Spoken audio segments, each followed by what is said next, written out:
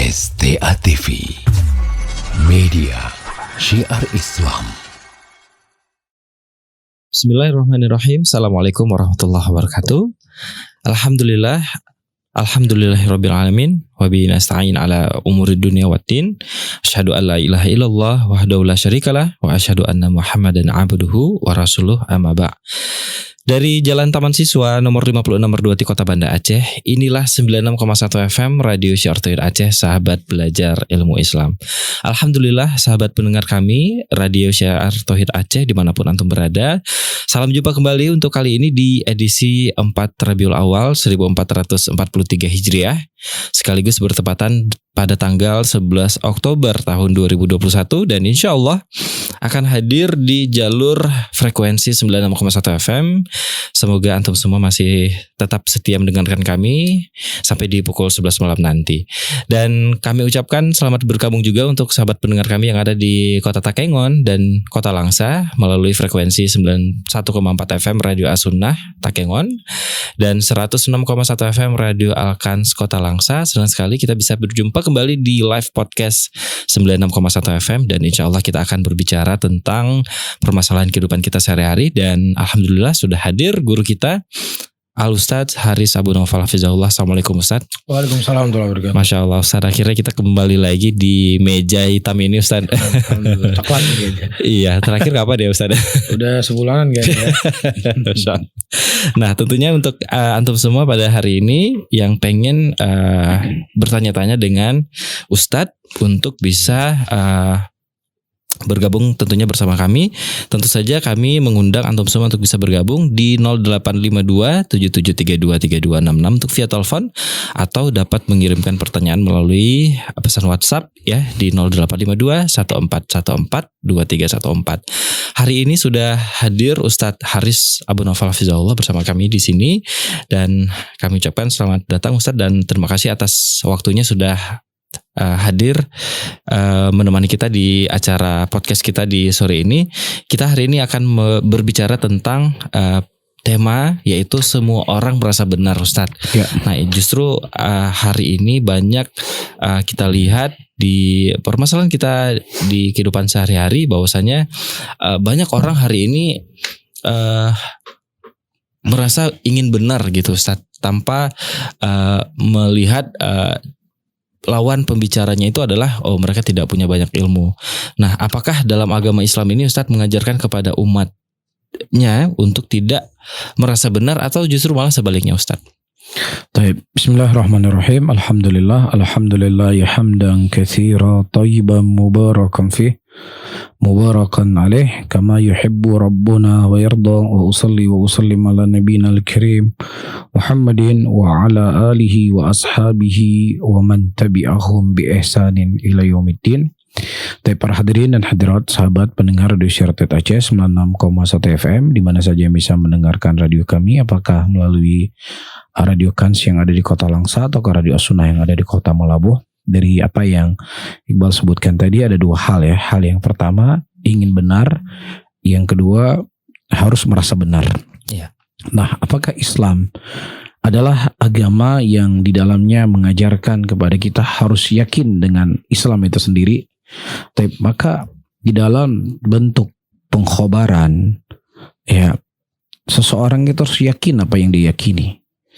Jadi tidak bisa seseorang, saya Islam tetapi saya tidak yakin akan kebenaran Islam itu sendiri, maka dia tidak dianggap sebagai seorang muslim. Ya, jadi ketika dia mengaku dirinya sebagai muslim, maka di dalamnya ada beberapa syarat.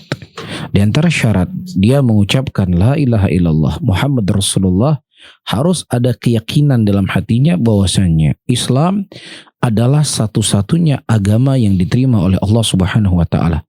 Inna dina indallahil Islam. Sesungguhnya agama yang diterima di sisi Allah adalah agama Islam. Wa may yabtaghil ghairal Islam madina fala yuqbal minhu wa fil akhirati minal khasirin. Barang siapa yang seseorang berharap selain daripada agama Islam sebagai keyakinannya, maka tidak akan diterima dan dia akan termasuk orang-orang yang merugi kelak di yaumul qiyamah.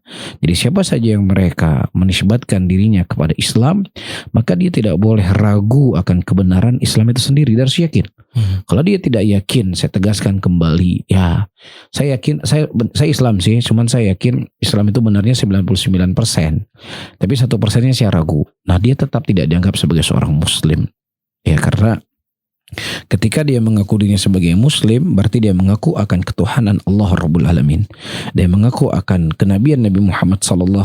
Nah, ketika dia 1% saja ragu kepada ketuhanan Allah dan kepada kenabian Nabi Muhammad SAW, maka dia tidak dianggap sebagai seorang Muslim. Allah mengatakan dalam ayatnya, afillah syakun fatir samawati wal ard, apakah engkau kepada Allah ragu yang mana Allah menciptakan langit dan bumi. Nah, Masya Allah Ustaz, mungkin kalau kita berbicara tentang semua orang ingin merasa benar, kalaulah kita lihat dari sudut pandang Islam, sejatinya orang Muslim itu memang harus meyakini bahwasanya Islam itu adalah agama yang paling benar ya, Ustaz ya, atas keyakinan yang dia punya. Nah, kalaulah kita melihat bahwasanya ini kan berarti kita ngomongin tentang sifat seseorang nih Ustaz, bahwasanya ada perasaan seseorang yang tentunya ini merasa dia ingin benar. Mungkin bisa dibilang hari ini sebutannya adalah megalomania Ustadz. Artinya orang yang ingin merasa dirinya itu benar Ustadz. Ya. Nah, jadi kalau kita bicara sifat-sifatnya, ini ada anak kutip Ustadz, di antara sifat-sifat manusia yang memiliki sifat merasa benar, seperti yang disebutkan tadi, bahwasanya megalomania ini sendiri cenderung mereka merasa ilmu yang mereka punya ini sudah paling tinggi Ustadz, dan tidak ada yang mampu menandingi. Ditambah lagi mereka suka sekali nih dengan perdebatan, karena ini merupakan momen yang sangat membahagiakan bagi mereka. Nah, kalau kita sedikit mengkerucut Ustadz tentang perkara keyakinan kita tadi, nah apakah kita boleh merasa bahwasanya kalau manhaj salaf ini adalah yang paling benar dengan yang lainnya? Mungkin bisa dijelaskan. Kalau kita kembali kepada manhaj salaf ya, jadi kita harus memahami dulu apa sebenarnya manhaj salaf tersebut. Sehingga dari penjelasan tentang apa itu manhaj salaf, sehingga ada satu kesimpulan, apakah kita boleh mengatakan manhaj salaf adalah manhaj yang paling benar ataukah tidak boleh. Nah, kalau kita berbicara manhaj salaf adalah metode ataukah cara orang-orang terdahulu di dalam mereka memahami agama Allah Subhanahu wa taala. Dan orang-orang terdahulu yang kita maksudkan di sini adalah Rasulullah Sallallahu Alaihi Wasallam, para sahabat tabiin dan para tabiut tabiin. Dan Nabi Sallallahu Alaihi Wasallam telah menyebutkan di dalam hadisnya, khairul qurun qarni, thumma alladhina yalunahum, thumma alladhina yalunahum. Sebaik-baik generasi adalah generasiku, kemudian setelahnya, yaitu generasinya tabiin dan kemudian generasinya tabiut tabiin. Dan juga sebenarnya Allah juga menyebutkan di dalam Al-Quranul Karim, was-sabiqun al-awwalun minal muhajirin wal ansar walladzina tabauhum bi ihsanin radhiyallahu anhum wa radu'an. Dan orang-orang terdahulu dari kalangan muhajirin dan orang-orang ansar dan orang-orang yang mengikuti mereka dengan cara yang baik, maka mereka akan ridho kepada Allah dan Allah ridho kepada mereka. Dan Nabi SAW menyebutkan di dalam hadisnya, ketika terjadi perselisihan yang cukup banyak di tengah masyarakat, maka solusi yang diberikan oleh Nabi SAW adalah kembali kepada generasi dalam umat ini generasi terbaik. Rasulullah mengatakan, alaikum bisunnati wa sunnatil khulafa'i rasyidin al-mahdiyyin tamassaku 'alaiha bin nawajid. Nah, aku wasiatkan kepada kalian berpegang teguh di atas sunnahku dan berpegang teguh di atas sunnahnya khulafa ar-rasyidin, dan gigitlah dengan gigi geraham kalian. Nah, dari hadis-hadis atau ayat sebelumnya saya sebutkan menunjukkan kepada kita bahwasanya mereka adalah orang-orang yang telah direkomendasi oleh Allah dan telah direkomendasi oleh Rasulullah SAW. Dan rekomendasi yang datang dari Allah adalah rekomendasi datang dari zat yang maha agung, zat yang maha mulia, zat yang maha mengetahui segalanya. Demikian juga Rasulullah SAW adalah nabinya Allah yang tidak beliau berucap dengan hawa nafsunya, dan beliau telah merekom sahabat Rasulullah SAW. Dan juga secara logika dan secara akal, ya, Nabi Muhammad SAW adalah sebagian nabinya kita yang diturunkan oleh Allah Subhanahu wa taala, diutus oleh Allah Subhanahu wa taala untuk menyampaikan agama ini. Dan tentunya orang yang hidup di zaman sekarang yang dia menisbatkan dirinya kepada Islam, ya tidak akan mungkin dia lebih pintar dengan orang-orang yang mereka hidup di zamannya Rasulullah Sallallahu Alaihi Wasallam, yang mereka langsung berguru dengan Rasulullah, yang mereka langsung melihat bagaimana Rasulullah mempraktekkan ayat, bagaimana Rasulullah Sallallahu Alaihi Wasallam mengamalkan sebuah ayat dan lain sebagainya, sehingga la syak wa la rib, jalannya mereka adalah sebaik-baik jalan. Makanya kata Abdullah bin Mas'ud radhiyallahu taala anhu, ittabi'u min atharihim fa innahum ala siratim mustaqim. Ikutilah oleh kalian dari jalannya sahabat Rasulullah sallallahu alaihi wasallam, maka sesungguhnya mereka berada di atas jalan yang lurus. Sehingga dengan hal ini jelaslah bagi kita bahwasanya manhaj salaf, itu manhajnya Rasulullah sallallahu alaihi wasallam, dan apa yang dipraktekkan oleh para sahabat Nabi Muhammad sallallahu alaihi wasallam adalah jalan yang paling benar, yang tidak boleh seseorang meragukan sedikit pun akan kebenaran ini. Ini satu hal. Nah, hal yang kedua, orang yang mengintima, orang yang menyandarkan diri kepada manhaj salaf, kitanya. Nah, bisa saja seseorang ketika dia menyandarkan diri kepada manhaj salaf, dia bisa salah faham. Ya. Dia bisa salah faham. Jadi ada dua hal yang perlu kita pisahkan. Pertama, manhaj salaf itu sendiri. Manhaj salaf kita sudah katakan adalah manhaj yang benar. Karena itu adalah jalannya Rasulullah Sallallahu Alaihi Wasallam dan para sahabatnya. Nah, kemudian orang-orang yang menyandarkan diri kepada manhaj salaf, orang-orangnya. Nah, orang yang menyandarkan diri kepada manhaj salaf, dia bisa benar penyandarannya, dia bisa salah dalam penyandarannya. Bisa saja dia cuma sekadar pengakuan. Ya, Rasulullah Sallallahu Alaihi Wasallam menyebutkan dalam hadisnya, ketika seorang hakim berijtihad, ya, yang mana mereka berusaha semaksimal mungkin untuk memahami Al-Quran dan Sunnah sebagaimana yang ada di jalurnya, dia benar mendapatkan 2 pahala. Kalau seandainya salah, dia mendapatkan 1 pahala. Nah, ini menunjukkan kepada kita, para hadirin dan hadirat rahimani wa rahimakumullah, bisa saja seseorang ketika dia memahami dalil, memahami hadis Rasulullah sallallahu alaihi wasallam, memahami sesuatu yang dengannya dia ingin mendekatkan diri kepada Allah Subhanahu wa taala dengan menerapkan manhaj salaf di dalam kehidupannya, bisa saja dia salah. Ya. Bisa saja dia salah faham, bisa saja dia salah dalam menempatkan dalil, bisa saja dia salah dalam menempatkan manhaj salaf itu sendiri. Bisa difahami, tapi kalau kita berbicara manhaj salaf seperti saya sebutkan tadi, ini sesuatu yang sudah jelas kebenarannya dan tidak ada boleh sedikit pun ragu akan kebenaran daripada manhaj salaf itu sendiri. Allah Subhanahu wa taala mengatakan dalam ayatnya, "Wa man yushakkikir rasul min ba'di ma tabayyana lahul huda wa yattabi' ghaira sabilil mu'minin nuwallihi ma tawalla wa nuslihi jahannam wa sa'at masira." Dan barang siapa yang seseorang durhaka kepada Allah dan Rasulnya, dan dia mengikuti selain daripada jalannya kaum mukminin, mengikuti selain daripada jalannya sahabat Rasulullah SAW sebagai salafnya kita, maka kami akan palingkan mereka kemana mereka berpaling, dan kami akan masukkan mereka ke dalam neraka jahanam, dan neraka jahanam adalah sejelek-jelek tempat kembali. Jadi seseorang silahkan dia mengaku dirinya berada di atas kebenaran kalau seandainya dia bisa membuktikan bahwasanya apa yang diyakini, apa yang diamalkan adalah sesuai dengan Al-Quran dan Sunnah, dan apa yang datang daripada salaf. Tapi kalau seandainya dia hanya mengaku saja dia berada di jalan kebenaran, tetapi dia tidak bisa mendatangkan bukti, maka sebagaimana kata penyair Arab, semua orang mengaku sebagai kekasihnya Laila, tapi Laila tidak mengenal siapa yang mengaku sebagai kekasihnya. Makanya Allah menyebutkan sebuah ayat dalam Al-Quran, wa qawlu la yadkhulal jannata illa man kana hudan aw nasara tilka amaniyuhum qul hatu burhanakum in kuntum shadiqin. Itu ketika mereka berkata tidak ada yang masuk surga kecuali hanya orang Yahudi dan orang-orang Nasara, yang mana mereka mengaku bahwasanya kami adalah kekasihnya Allah, kami dicintai oleh Allah, kami adalah hamba-hamba yang dimuliakan oleh Allah, sehingga tidak ada yang masuk surga kecuali kami. Itu kata mereka. Kemudian kata Allah, tilka amaniyuhum, itu merupakan angan-angannya mereka. Qul hatu burhanakum in kuntum shadiqin, dan katakanlah datangkan kepada kami bukti, datangkan kepada kami burhan kalau seandainya apa yang kalian akui adalah kebenaran. Makanya ketika Imam Ahmad rahimahullah menghujahi Ibnu Abi Du'ad, yang mana Ibnu Abi Du'ad mengatakan bahwasanya Al-Quran itu makhluk, Imam Ahmad rahimahullah beliau menghujahi Ibnu Abi Du'ad dengan hujjah yang sangat kuat apa yang datang daripada salaf. Ya, beliau mengatakan, apakah Rasulullah, Abu Bakar, Umar, Uthman dan Ali pernah mengajarkan apa yang kau ajarkan? Kemudian dia berkata, Rasulullah, Abu Bakar, Umar, Uthman dan Ali tidak pernah mengajarkannya. Nah, kalau seandainya mereka semuanya tidak pernah mengajarkannya, maka ada 2 kemungkinan kepada engkau wahai Ibnu Abi Du'ad. Pertama, Kalau seandainya mereka tidak pernah mengajarkan dan mereka diam dari masalah ini, kenapa engkau berbicara dalam masalah ini? Kenapa engkau tidak diam sebagaimana diamnya mereka? Atau kemungkinan yang kedua, mereka tidak mengajarkan karena mereka tidak tahu mengenai masalah ini.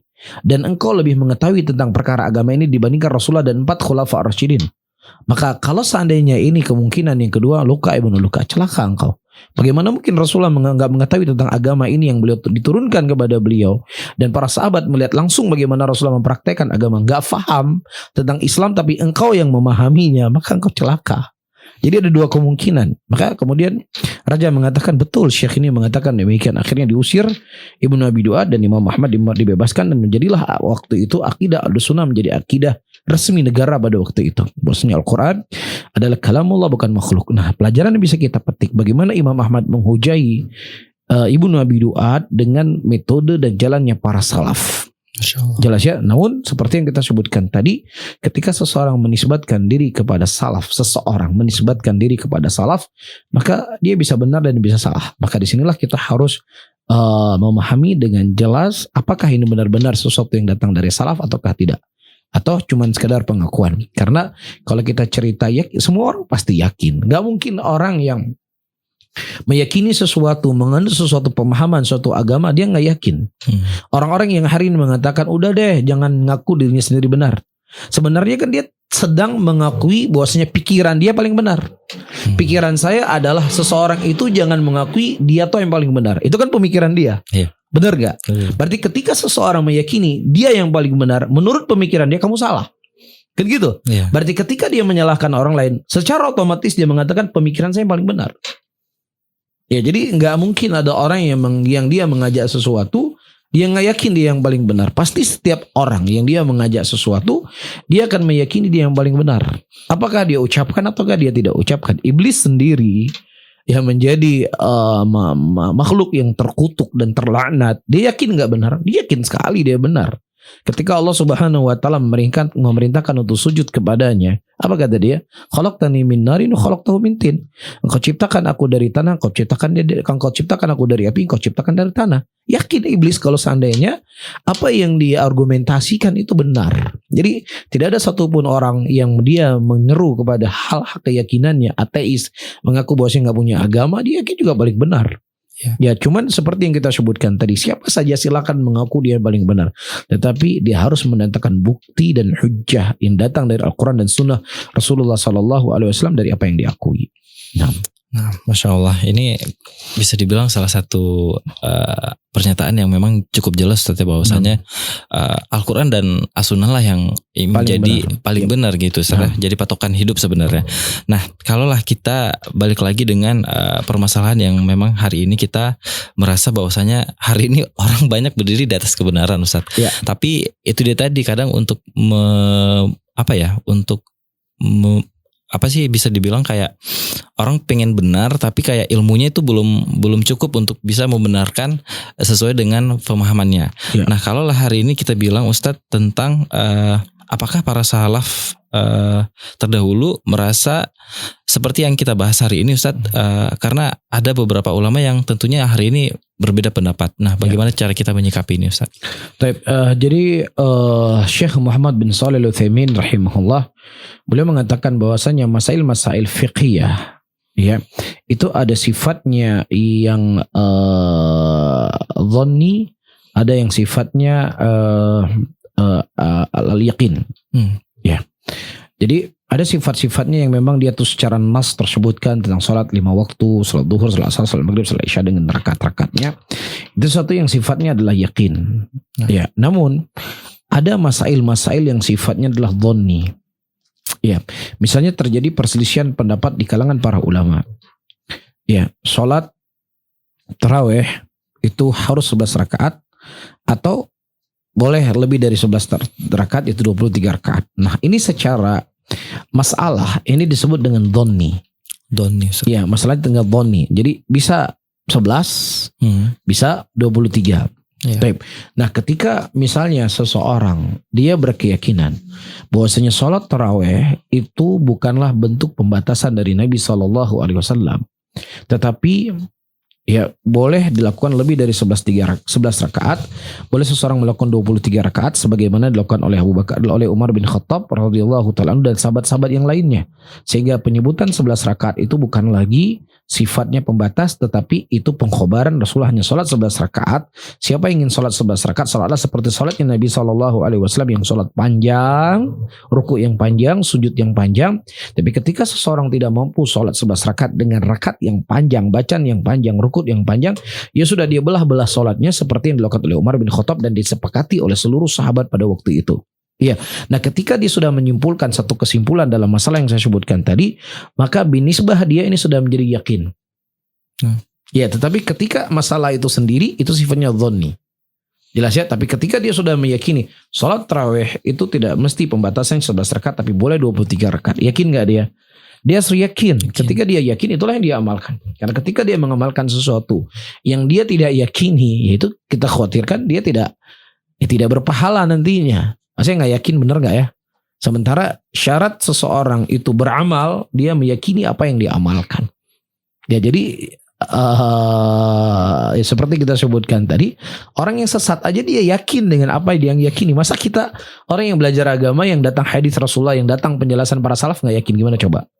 Jadi aneh seperti itu. Jadi setiap orang sesat itu yakin. Allah mengatakan alladzina dhalla sa'yuhum fil hayatid dunya wa hum yahsabuna annahum yusinuna sun'a. Kan itu kata Allah. Orang-orang yang mereka sesat hidupnya di dunia ini, dia menyangka bahwasanya apa yang dia lakukan itu adalah baik.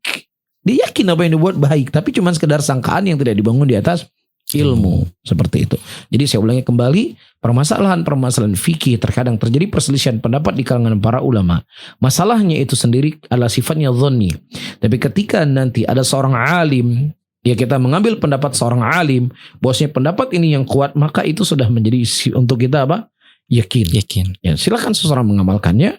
Ya, misalnya dia menghujahi bahwasanya pendapat yang sana adalah pendapat yang lemah dan lain sebagainya dengan dalil-dalil Al-Quran dan Sunnah, tidak ada masalah karena dia sudah dibangun di atas keyakinan tadi. Nah, begitu juga yang misalnya mengatakan salat tarawih itu 11 rakaat, nggak boleh lebih dari 11 rakaat. Silakan Anda paparkan hujah Anda, silakan Anda paparkan dalil Anda. Cuman permasalahan ini adalah permasalahan khilaf yang sifatnya saik di kalangan para ulama, maka tidak boleh seseorang mengatakan kamu yang sholat 23 rakaat maka kamu ahlul bid'ah, kamu bukan ahlus sunnah, kamu nggak benar seperti ini. Menghukumi seseorang keluar dari sunnah dengan dia sholat 23 rakaat ini keliru. Ya. Tetapi ketika Anda menghujahi sholat 11 rakaat adalah sholat yang tepat kan dalilnya demikian, silakan Anda memaparkan hujjah, tapi mengeluarkan seseorang dari dairah ahlus sunnah karena dia sholat 23 rakaat, maka ini sebuah kekeliruan. Nah, seperti itu. Masya Allah, ini perbandingannya cukup jelas ya, bahwasannya tidak ada yang perlu didebatkan antara 11 atau 23 Ustaz ya, tentang sholat tarawih. Nah, kalaulah kita lihat tadi sebagai contoh yang Ustaz sampaikan tadi, bahwasanya itu momen-momen yang memang sering dipertanyakan saat bulan puasa Ustaz. Ya, nah, mungkin sudah mulai berkurang kayaknya. Iya. Nah, mungkin ini momennya lebih tepat Ustaz karena mungkin sudah masuk bulan Rabiul Awal juga. Nah, Ustaz, ini sering terjadi perdebatan antara Maulid nih Ustaz. Iya.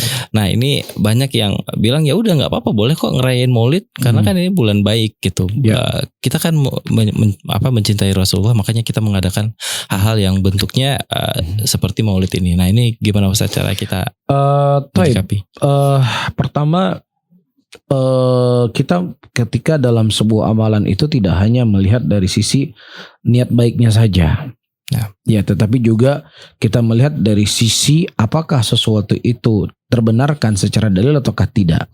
Karena ketika ada sebagian sahabat Rasulullah SAW yang mereka mendatangi istri-istri Nabi dan bertanya tentang bagaimana ibadahnya Nabi SAW di rumahnya beliau, kemudian diceritakan demikian. Kemudian sahabat-sahabat yang bertanya tadi, kalau memang demikian ya sudah, saya akan terus-menerus sholat malam, saya tidak akan tidur. Ada sebagian mengatakan saya akan terus-menerus berpuasa, tidak berbuka. Ada sebagian mengatakan ya sudah, saya ingin fokus dengan ibadah, saya nggak mau menikah.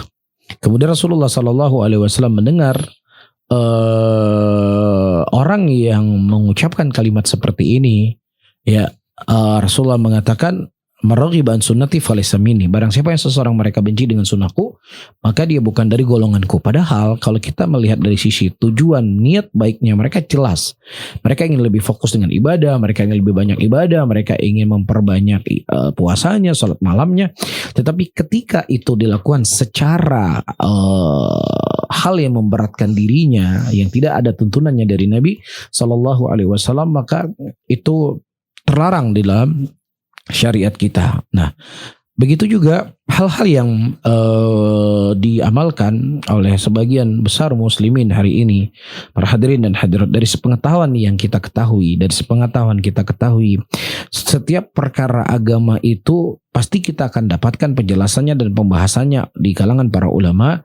Terlebih itu adalah sesuatu yang bentuknya wujud cintanya seseorang kepada Rasulullah SAW, karena itu realisasi daripada syahadat yang kedua setelah la ilaha illallah, yaitu Muhammad Rasulullah.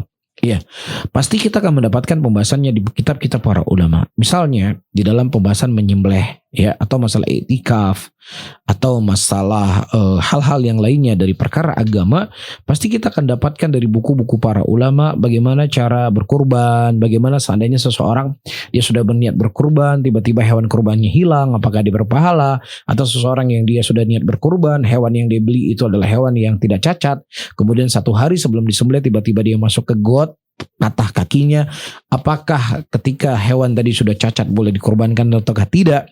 Itu insya Allah kita akan dapat di buku-buku fikihnya para ulama. Kita akan dapatkan di fikih-fikihnya Imam Madhab, Imam Syafi'i, Imam Ahmad, Imam Malik, Imam Abu Hanifah dan lain sebagainya. Tetapi sepengetahuan yang kita ketahui, kita tidak mendapatkan satu penjelasan dari Imam Madhab tersebut atau penjelasan dari imamnya para tabi'in ataukah dari sahabat Rasulullah SAW. Mereka mengkhususkan mewujudkan cinta Nabi kepada Rasulullah SAW dengan cara-cara tertentu atau pada hari-hari tertentu. Ya, tetap bersamaan dengan mereka adalah orang-orang yang paling mencintai Nabi Muhammad sallallahu alaihi wasallam, dan tidak ada satupun manusia yang paling mencintai Rasulullah sallallahu alaihi wasallam lebih dari cintanya sahabat Nabi Muhammad sallallahu alaihi wasallam kepada beliau, apalagi cuman sekadar hanya ya memberikan makanan, apalagi hanya sekedar hal yang simpel ya. Ketika melakukan perayaan-perayaan tersebut sangat mudah mereka lakukan, tetapi bersama dengan itu mereka tidak melakukannya, kan seperti itu. Kecuali kalau seandainya misalnya hari kelahiran Nabi, kita semua harus naik ke Gunung Selawah, bersihkan sampah semuanya di sana, nginap 2 hari 2 malam, repot nggak kira-kira? Waduh, pasti dia nggak mau. Nah, wajar, nggak, malas kamu. Tapi kan acara-acara itu kan acara-acara yang menyenangkan ya. Kalau seandainya ditanya sama kita secara perasaan kita, secara keinginan, wah seru dong, pasti. Ya, ada nasi yang dibakar sama dibungkus sama daun dibakar, itu kan sesuatu momen yang kita nggak pernah dapat makanan seperti itu kecuali di acara-acara Maulid Nabi ya pastinya ya. Jadi kalau kita tanya seru ya pasti seru. Ya apalagi penceramah banyak, dia banyak tempat ya kan dia berceramah pastinya ya. Tapi lagi-lagi kita ketika berbicara agama, kita berusaha ya untuk mempraktekkan dan mengamalkan apa yang kita ketahui dari ilmu. Dan bersamaan dengan itu, misalnya teman-teman semuanya para hadirin hadirat sudah paham kita nggak maulid Nabi misalnya kan, apakah kemudian kita memvonis semua yang ikut maulid Nabi semua masuk neraka? Apalagi yang buat maulid Nabi semuanya kafir?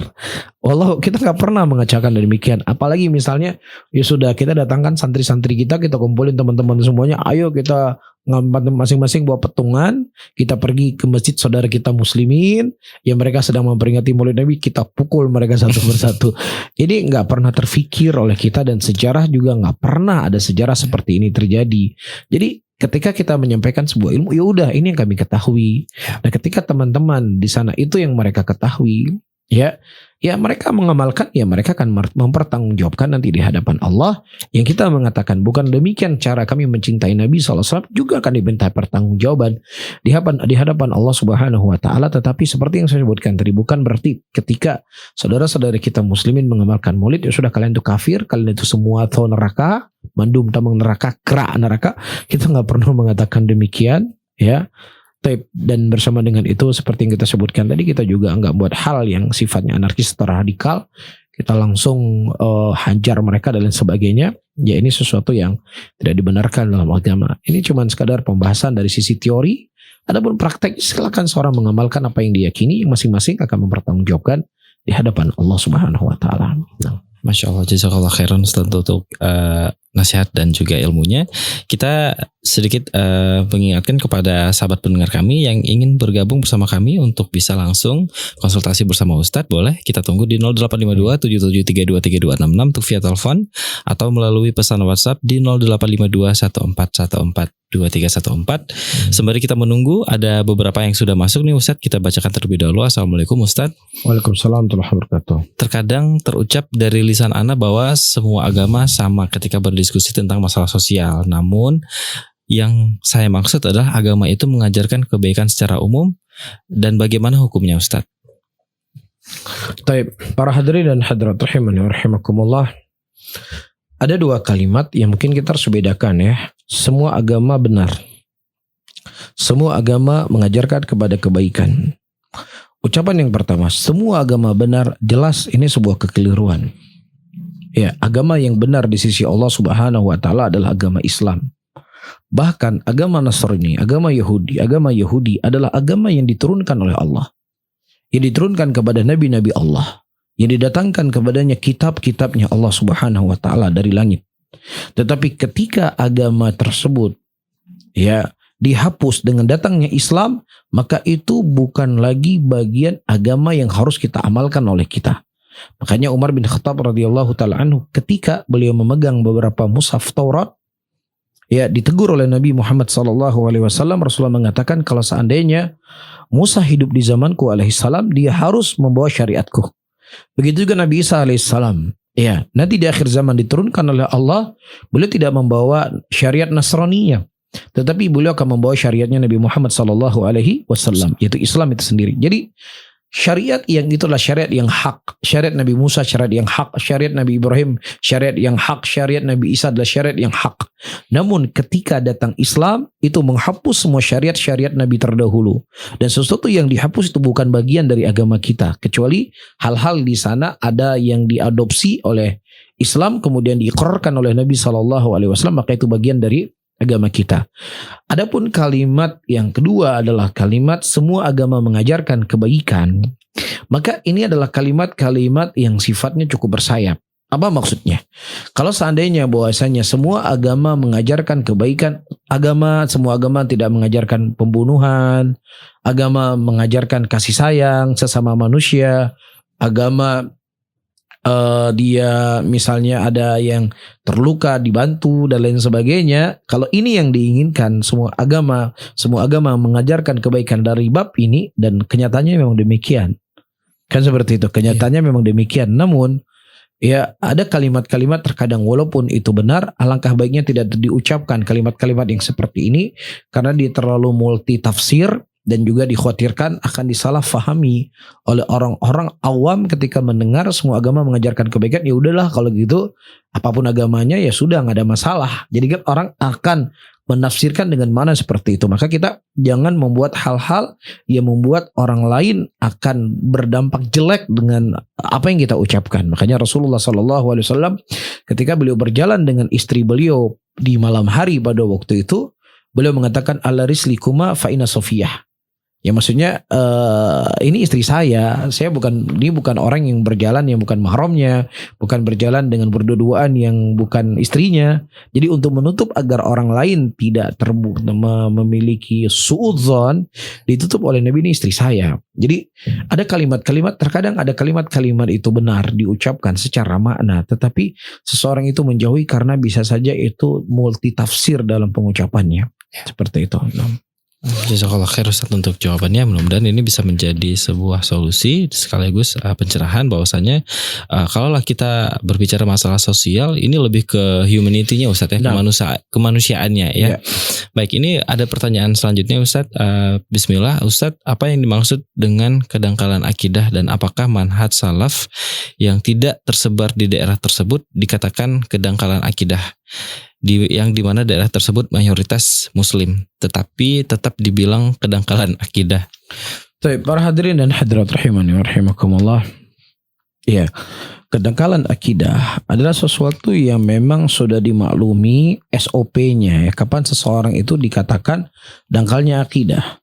Iya, dan bisa saja dalam komunitas muslimin ya yang misalnya tidak ada dakwah yang dianggap sebagai dakwah salaf lah di situ, tapi manusianya misalnya dia beribadah sama Allah, dia tidak berbuat syirik kepada Allah, dia melaksanakan sholat 5 waktu, mereka punya budi pekerti yang baik, ya terus kemudian juga mereka mungkin sudah menjadi turun temurun dari nenek moyang mereka memiliki akidah yang lurus dan sebagainya, ya nggak dangkal dong namanya, kan seperti itu. Jadi standarnya itu kapan nggak ada, kapan saya nggak ada di situ, kapan komunitas saya nggak di situ, oh maka di situ sudah dangkal akidah. Jadi kita tidak mengungkapkan dengan kalimat-kalimat yang seperti ini ya, tetapi kita lebih melihat dari sisi real di lapangannya.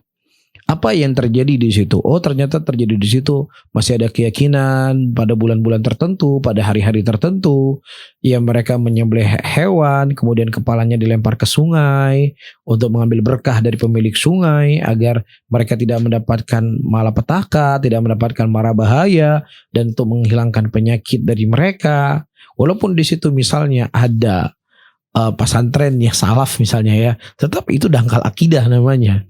Ya, jadi standarnya itu kita melihat real yang terjadi di lapangan itu sendiri. Nah, jazakallah khair Ustaz untuk jawabannya. Masya Allah untuk hari ini banyak sekali pertanyaan yang tentunya sudah bergabung bersama kita di sini. Akan tetapi akan kita bacakan satu persatu. Ini juga sudah masuk Ustaz dari Raihan di Andunuhu, Kendari, Sulawesi Tenggara. Assalamualaikum warahmatullahi wabarakatuh. Afwan Ustaz, saya mau bertanya, terkadang jika saya melihat orang atau teman atau bahkan sahabat saya sendiri yang dari sisi dunianya sudah sukses pada pekerjaan atau karir di karirnya, tapi di dalam hati kecil juga ingin seperti mereka yang juga sukses. Pertanyaan pertama, apakah ini indikasi bahwasanya hati ini dipenuhi dengan dunia? Yang kedua, apakah ini juga pertanda bahwa saya kurang bersyukur dengan apa yang saya miliki? Mohon nasihat dan arahannya Ustaz, barakallahu fiik. Disebutkan dalam sebuah hadis tidak ada hasad pada 2 perkara. Ya. Yang pertama, seseorang yang mereka diberikan ilmu yang banyak oleh Allah, kemudian dia mengamalkan ilmunya. Yang kedua, seseorang yang mereka diberikan harta, yang kemudian harta tersebut diinfakkan di jalan Allah Subhanahu wa taala. Maka ketika seseorang, saya ingin mendapatkan seperti apa yang dia dapatkan. Saya ingin menjadi orang seperti dia, punya banyak harta, kemudian menginfakkan harta tersebut di jalan Allah. Maka ini merupakan angan-angan yang baik, bahkan dia akan mendapatkan pahala sama seperti pahala orang yang melakukan kebaikan tadi. Kalau seandainya saya kaya, saya akan berinfak seperti infaknya dia. Itu hal yang dibolehkan. Tapi kalau seandainya dia hanya mujarrad, sebatas hanya saya ingin kaya seperti dia kaya, ya kaya seperti dia kaya, bukan, tidak ada muatan akhiratnya, tidak ada muatan ibadahnya, tidak ada muatan yang itu bentuknya adalah untuk memperbanyak amalan kebaikan dia di dunia, kebaikan dia di akhirat. Kita khawatirkan ini merupakan angan-angan yang panjang, dan angan-angan seseorang dengan angan-angan yang panjang itu dikhawatirkan, kata Ali bin Abi Thalib, akan melupakan dia dengan kampung akhirat. Tetapi seseorang itu dia boleh cemburu, dia ingin mendapatkan sesuatu apa yang dimiliki oleh seseorang ketika seseorang itu menginfakkan hartanya di jalan Allah Subhanahu wa taala. Dia jadikan dunia yang dia miliki untuk ibadah kepada Allah. Tapi kalau seandainya cuma sekadar dia dia punya banyak uang, dia kemudian berbuat apa yang dia inginkan dari yang diharamkan oleh Allah, apa yang mau kita cemburuin dari orang-orang seperti ini?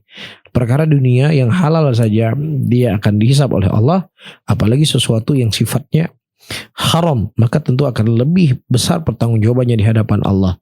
Karena Rasulullah mengatakan dalam hadisnya, tidak akan bergerak kaki seorang hamba sampai ditanya 4 perkara, di antaranya harta. Dari mana dia dapatkan dan kemana dia keluarkan harta tersebut. Ini adalah salah satu pukulan ujian buat seseorang. Ketika dia mendapatkan harta, itu akan ditanya 2 soal kepadanya. Dan ini bukan sesuatu yang mudah akan dijawab nanti di hadapan Allah Subhanahu wa taala. Jadi seseorang justru bersyukur, alhamdulillah saya dapatkan apa yang saya dapatkan sekian. Ya mudah-mudahan itu akan mempermudah hisab saya kelak di yaumul qiyamah dari apa yang saya dapatkan. Wallahu a'lam. Masyaallah.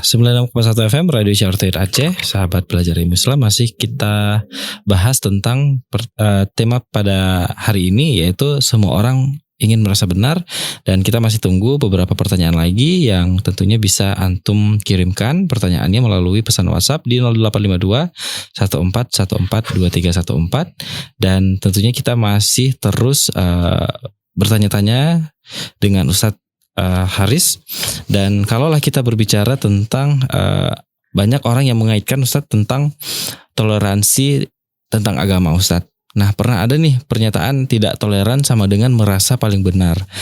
Nah, justru ada beberapa kelompok yang pasti mereka merasa benar Ustadz. Dan apakah dengan kita merasa diri kita benar, lalu kita bisa seenaknya menzalimi orang lain?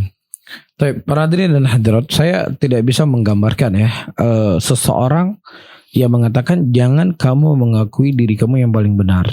Ya, sementara seperti yang saya sebutkan tadi, ketika dia menjudge orang lain, kamu jangan mengaku diri kamu benar. Berarti dia mengaku nggak apa yang dia yakini benar atau tidak? Ya. Dia meyakini bahwasanya tidak boleh seseorang mengaku dirinya paling benar. Itu keyakinannya dia. Nah, keyakinan dia harus diyakinin nggak oleh orang lain. Berarti secara otomatis dia telah mengaku dirinya juga yang paling benar. Ya. Jadi nggak ada gambaran orang-orang yang menyuruh sesuatu, tetapi dia meyakini dia itu tidak benar. Itu hampir nggak ada. Bahkan orang yang mengaku jangan suka mengaku diri kamu yang paling benar, itu pun dia mengaku dia paling benar. Buktinya dia menjudge orang lain. Ketika ada orang yang mengaku saya yang paling benar. Paham ya maksud saya? Nah, sisi yang kedua, kalau memang seandainya di dalam perkara agama itu ada permasalahan, ada pendapat ulama 1, 2, 3, dan itulah pendapat yang dibolehkan dan lain sebagainya, kemudian dia kekeh dengan pendapatnya, yang lain semuanya salah, yang lain menyimpang, ini keliru. Ini jelas keliru. Ya, karena memang ada ibadah-ibadah yang datang kepada kita dari Nabi SAW dengan beraneka ragam bentuk ibadah. Ya, ada doa iftitah, ada seperti sholat tarawih 23 rakaat atau 11 rakaat, atau misalnya menjaharkan bismillah, tidak menjaharkan bismillah. Itu sesuatu yang memang datang nasnya dari Nabi SAW, terkadang begini. Duduk di rakaat yang kedua di sholat subuh tawaruk atau iftirash. Ini kan sesuatu perkara yang maklum terjadi perselisihan pendapat di kalangan para ulama. Jadi ketika memang itu ada pendapat para ulama, silakan Anda berargumentasi dengan apa yang Anda yakini. Tetapi mengeluarkan seseorang dari Ahlus Sunnah, mengatakan seorang itu batil, mengatakan orang itu sesat, maka ini jelas sesuatu yang gak dibenarkan. Ini adalah penempatan sesuatu yang bukan pada tempatnya, dan tidak lain ini dibangun di atas dua perkara. Yang pertama qilatul ilm, lemahnya ilmu. Yang kedua su'ul qasad, jeleknya maksud dan tujuannya. Jadi muncullah orang-orang yang mereka antipati dengan sesuatu yang sifatnya perselisihan, yang itu dibolehkan dan dibenarkan oleh para ulama. Seperti itu. Jadi hal yang seperti ini telah kita ingkari. Jadi perlu dibedakan antara seseorang yang mengaku bahwasanya dalil Al-Quran dan Sunnah dengan apa yang datang dari salaf dan sebagainya adalah benar, ya dia harus yakini. Tapi ketika seseorang ada perkara yang itu adalah perkara saik khilafnya di kalangan para ulama, maka di sini ayyuhal hadirin wal hadirat rahimani wa rahimakumullah, adanya saatnya kita berlapang dada. Seperti itu, jangan dia kekeh kemudian dia menyesatkan orang lain, yang itu perkara yang gak perlu disesatkan. Seperti itu. Nah, ini juga ada pertanyaan masuk Ustadz, terakhir ya, dari Aldi di Medan. Izin bertanya Ustadz, terkadang Ana melihat teman Ana yang lebih berilmu dari Ana agak lalai dan tidak pergi ke majelis ilmu. Apa yang harus Ana lakukan Ustadz? Ketika mau menasihati, terbetik dalam pikiran Ana, dia kan lebih banyak ilmunya dari Ana. Pasti dia akan tahu hal itu. Mau nasihatnya Ustadz? Baik, para hadirin dan hadirat rahimani wa rahimakumullah, Rasulullah SAW mengatakan adinu nasih qulna liman qala lillahi wa li kitabi wa li rasuli wa li ammatil muslimina wa ammatihim. Islam itu adalah, agama itu adalah nasihat. Ya. Nasihat itu disampaikan kepada seluruh muslimin. Nasihat itu bukan hanya orang yang berilmu kepada orang yang di bawahnya ilmu, tidak. Tapi nasihat itu saling menasihati. Ya. Bayana Rasulullah SAW asami wa ta'ah wa nusin ala kulli muslim. Kami membayar Nabi SAW untuk dengar dan taat dan menasihati sesama muslimin. Jadi nggak ada nasihat itu, wah ini dia ilmunya lebih banyak, dia sudah lebih lama ngaji, ya sudah saya nggak boleh nasihatin dia. Tetap kita saling menasihati, saling mengingatkan, karena manusia bisa saja dia lalai. Ya, orang yang mungkin ilmunya lebih banyak bisa saja mungkin dia futur. Nah, disitulah bentuk kasih sayangnya kita untuk saling mengingatkan, saling memberikan motivasi, memberikan dorongan untuk sama-sama belajar. Karena inti daripada orang yang cerdas sebenarnya adalah orang yang mereka mengamalkan ilmunya. Kata Fudail ibn Iyad, seseorang itu terus dikatakan jahil ya kalau dia tidak mengamalkan ilmu yang diketahui, walaupun dia memiliki maklumat yang sangat banyak terhadap ilmu tersebut. Nah, Allahu a'lam bishawab. Nah, terakhir nih Ustadz, sebagai penutup kita di hari ini, mungkin ada nasihat yang memang sekiranya bisa menjadi nasihat untuk kita semua di hari ini. Tapi para hadirin dan hadirat rahimani wa rahimakumullah, semangatlah belajar, semangatlah menuntut ilmu, dan jadikanlah ilmu itu sebagai sebuah keyakinan, bukan sebagai perdebatan. Ya, ilmu itu adalah keyakinan, ilmu itulah untuk diamalkan, ilmu itu adalah untuk seseorang itu menambah rasa takutnya kepada Allah Subhanahu wa taala. Adapun perdebatan dan lain sebagainya, ada ruang-ruang yang sempit di situ untuk kita berikan haknya. Tetapi secara hukum asal seseorang ketika belajar, bukanlah belajar itu dengan untuk ini saya sudah siap-siap untuk membantah fulan dan alan dan lain sebagainya untuk memamerkan apa yang diketahui dari ilmunya. Maka kita katakan ini tidak 100% benar dan tidak 100% salah. Ya, tetapi ada ruang-ruang yang seseorang mujahi kebatilan tersebut. Tapi secara hukum asal ilmu yang dipelajari seseorang adalah untuk menjadi keyakinan dirinya dan semakin menambah rasa takutnya kepada Allah yang kemudian itu akan melahirkan dari amalan itu sendiri. Nah, jazakallah khair Ustaz untuk nasihatnya di sore ini, dan tentunya kami ucapkan jazakumullah khairan pada semua penanya yang sudah ikut berhadir di podcast kita kali ini. Semoga apa yang disampaikan Ustaz tadi bisa menjadi nasihat sekaligus solusi untuk kita semua. Dan jazakallah khair Ustaz, kami ucapkan kepada Ustaz atas penyampaian materinya. Semoga Allah Azza wa Jalla senantiasa menjaga Ustaz dan keluarga Ustaz semuanya dalam kebaikan. Amin ya rabbal alamin. Dan sahabat pendengar kami, Radio Syartid Aceh 96,1 FM, baru saja kita dengarkan live podcast bersama Ustaz Haris Abu Naufal Hafizahullah dengan tema semua orang merasa benar, dan semoga aja ini bisa menjadi faedah ilmu untuk kita semua sekaligus menjadi nasihat apa yang telah disampaikan Ustaz tadi.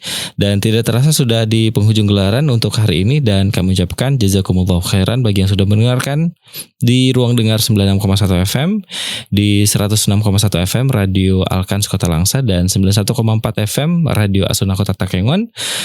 Terima kasih banyak atas atensi dan partisipasinya untuk hari ini, dan kita akhiri sekaligus membaca doa kafaratul majelis. Subhanakallahumma wabihamdika asyhadu an la ilaha illa anta astaghfiruka wa atubu ilaik. Ana beserta kru yang bertugas pada hari ini pamit undur. Terima kasih banyak untuk partisipasinya. Kita akhiri. Assalamualaikum warahmatullahi wabarakatuh. Waalaikumsalam.